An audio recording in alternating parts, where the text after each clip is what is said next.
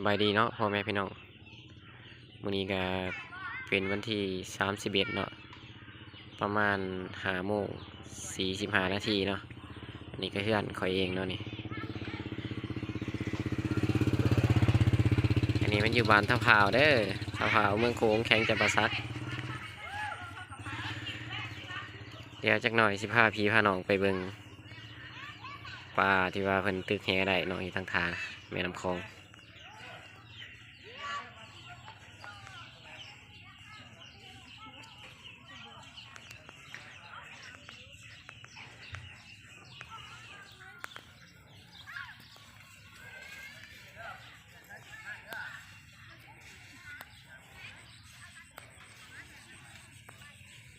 อยู่ผ่านเฮาก็มีคลองเล็กหน่อยลินคือกันเนาะอยู่บ้านเฮา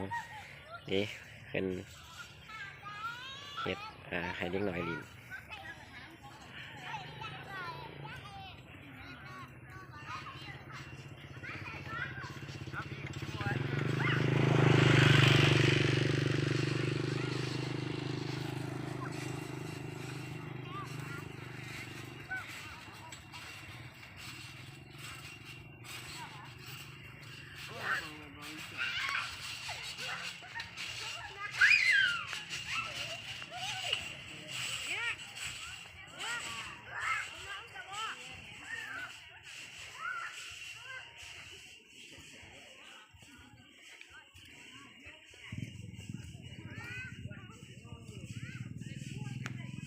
นี่ก็เป็นแม่น้ำคลองเด้อพี่น้องแม่น้ำคลอง4,000 ดอนเนาะตะเวนก็กำลังสิตกดินสองและธรรมศาสตร์บ้านเฮาก็ประมาณจำนี้เนาะ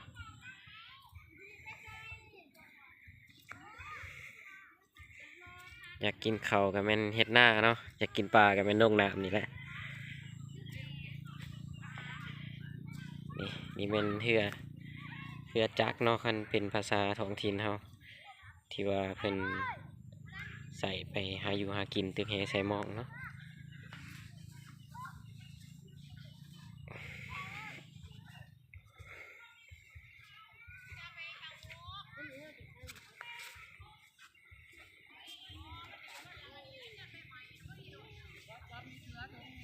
เดี๋ยวยักษ์โตเดี๋ยวยักษ์โตลงยูทูบเลยมาได้มันธรรมดาเลย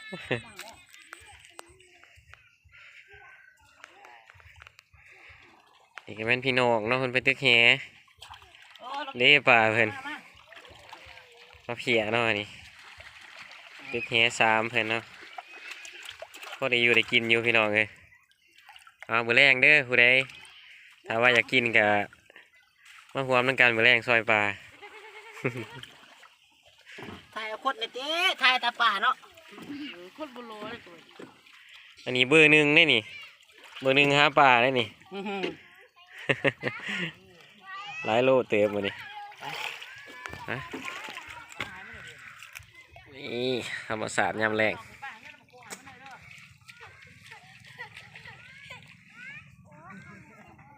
ตอนนี้ก็กำลังเสียวปลาขึ้นไปซอยเนาะกินมื้อข้าวดาวตอนหับข้าวดาวเนาะเป็นส่งถ่ายปีเก่าตอนหับปีใหม่อื่น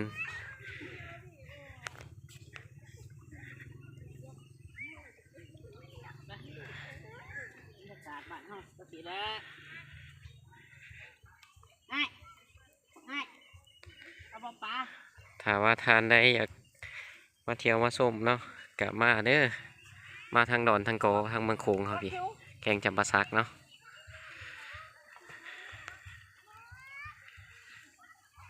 เอาสิได้พาพี่พาน้องเมื่อเฮือนเตรียมตัวแต่งกินแมลงก่อนขอบใจ